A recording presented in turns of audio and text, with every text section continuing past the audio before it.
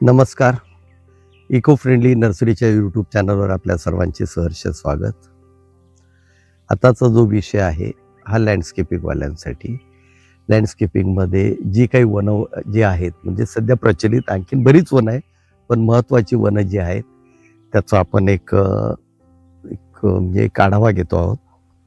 एक पंचवटी वन म्हणून आहे, याचा वेदात वगैरे उल्लेख आहे. म्हणजे थोडक्यात सीतेला रावणाने ज्या वेळेस नेलं होतं लंकेला, त्यावेळेस सीता ज्या वनात होती आणि तेच हे वन, याच्या पंचवटी वनामध्ये 5 झाडं येतात.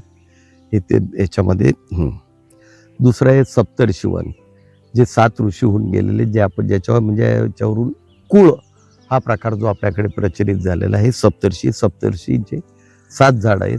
त्या 7 झाडांना ते एक वेगळं महत्त्व आहे.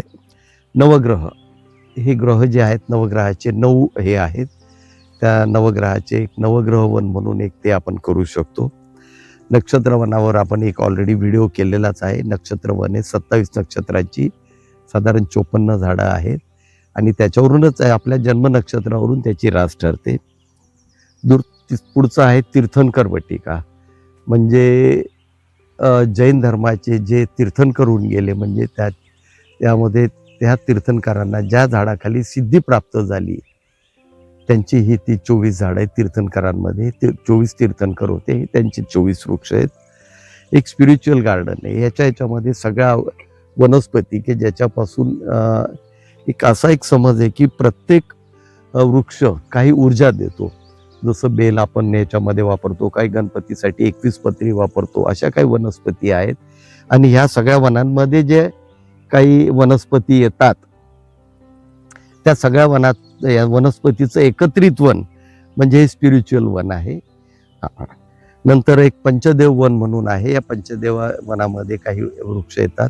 आपण यांचे वृक्षांची वगैरे सगळी माहिती एका व्हिडिओमध्ये घेणार आहोत. नंतर एक वास्तूसाठी वन आहे. वास्तूमध्ये कुठली झाडं असावीत, एक साधारण एनर्जी किंवा ह्याच्यासाठी म्हणून ही झाडं आहेत. वास्तुवन आहे. एक धूप वन आहे. धुपाची जी काही झाडं आहे ती एका वनामध्ये लागवड केली जाते. ते धुपाचे सगळे प्रकार जे येतात ते धूप वनामध्ये येतात. एक औषधी वन आहे. हे सगळे आयुर्वेदामध्ये जे वापरल्या जाणाऱ्या महत्त्वाच्या वनस्पती आहेत, वृक्ष वगैरे.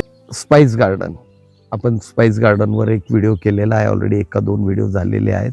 सगळे मसाल्याचे पदार्थ, वृक्ष जे आहे किंवा झाडं जे आहेत त्या वनामध्ये कशी लागवड करायची त्याचा एक हे आहे, स्पाइस वन आहे.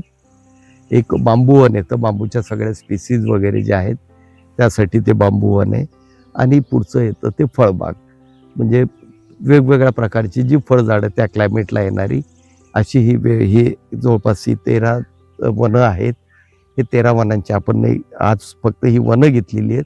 पुढच्या व्हिडिओमध्ये आपण त्या प्रत्येक वनामध्ये येणारे वृक्ष त्याची माहिती घेणार आहोत. आणि ही सगळी वनं जी आहेत ही सगळी म्हणजे देशी ह्याच्यामधनंच तयार झालेली आहे. देशी वनस्पती आणि ह्याच्यामध्ये औषधी वनस्पतीला एक थोडं वेगळं महत्त्व आहे.